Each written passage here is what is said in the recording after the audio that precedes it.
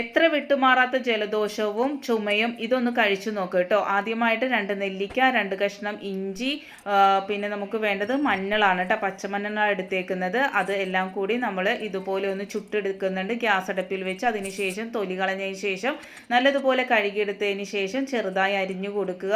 അതിനുശേഷം നിങ്ങൾ മിക്സിയിലിട്ട് നല്ലതുപോലെ അരച്ചതിന് ശേഷം നമ്മളുടെ തുളസി 2 തണ്ട് ഇട്ട് കൊടുക്കുന്നുണ്ട്. അതിനുശേഷം നല്ലതുപോലെ അരച്ചെടുക്കുക. 2 ടേബിൾ സ്പൂൺ വെള്ളം ഒഴിച്ചതിന് ശേഷമാണ് നല്ലതുപോലെ അരച്ചെടുക്കുന്നത്.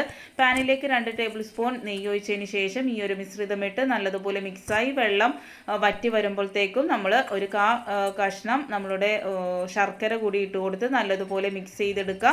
നിങ്ങളിങ്ങനെ ഇതുപോലെ വാട്ടറി ആയിട്ട് കഴിക്കാനാണ് ഇഷ്ടമല്ല ലേഹ്യമായിട്ടാണ് കഴിക്കുന്ന ഇഷ്ടം, എങ്ങനെയാണോ നിങ്ങൾക്ക് ഇഷ്ടം അതുപോലെ നിങ്ങൾ ആക്കിയെടുക്കുക കേട്ടോ. അതിലേക്ക് നമ്മൾ ഒരു ടേബിൾ സ്പൂൺ കുരുമുളക് ചതച്ച് കൂടി ഇട്ടിട്ടുണ്ട്. വളരെ എഫക്റ്റീവ് ആയിട്ടുള്ള ഹോം റെമഡി.